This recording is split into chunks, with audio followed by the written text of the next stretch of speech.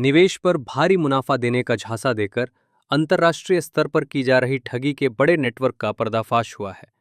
Police remand के दौरान आरोपी से मिली जानकारी ने जांच एजेंसियों की चिंता बढ़ा दी है। पूछताछ में सामने आया है कि आरोपी ने न केवल आम लोगों बल्कि बॉलीवुड अभिनेता सोनू सूद और रेसलर द ग्रेट खली से भी ठगी की है। सेलिब्रिटीज के नाम का दुरुपयोग कर आरोपी पीड़ितों का विश्वास जीतता था और उन्हें निवेश के लिए तैयार करता था।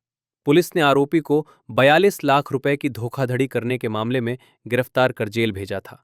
दिल्ली के एक व्यक्ति से इस रकम की ठगी के बाद जब आरोपी को रिमांड पर लिया गया तो खुलासा हुआ कि वो लंबे समय से अंतर्राष्ट्रीय स्तर पर लोगों को निशाना बना रहा था। रिमांड में आरोपी ने कबूला कि उसने जापान, चीन, दुबई, पाकिस्तान और कई अन्य देशों के लोगों से करोड़ों रुपए ऐंठे हैं।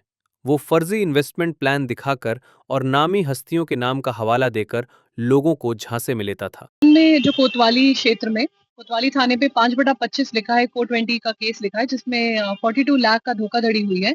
उसमें और ऐसे तथ्य आ रहे हैं कि बहुत सारे लोग NRIs as well as Indians involve हैं। इसमें कहीं से ये भी हमें पता चल रहा है कि कुछ सेलिब्रिटीज ने इस कंपनी को, जो जिसका नाम ब्लू चिप है, उसको प्रमोट किया था। उनके साथ फ्रॉड हुआ है या वो भी सम्मिलित है, इसकी जांच की जा रही है।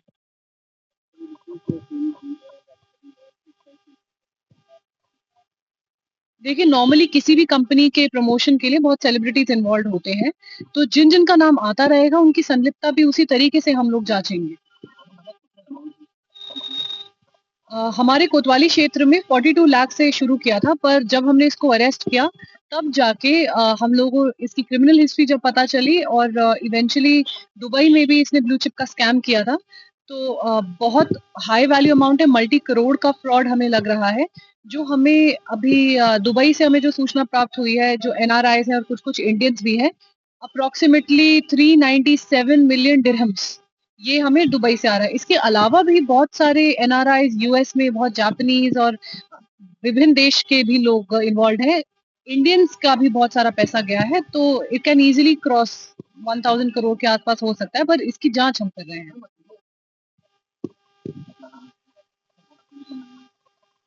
देखिए, ये शुरू इसका पहला केस नहीं है। पानीपत और अलीगढ़ में इसके खिलाफ एग्ज़ैक्टली धोखाधड़ी के केसेस हो चुके हैं।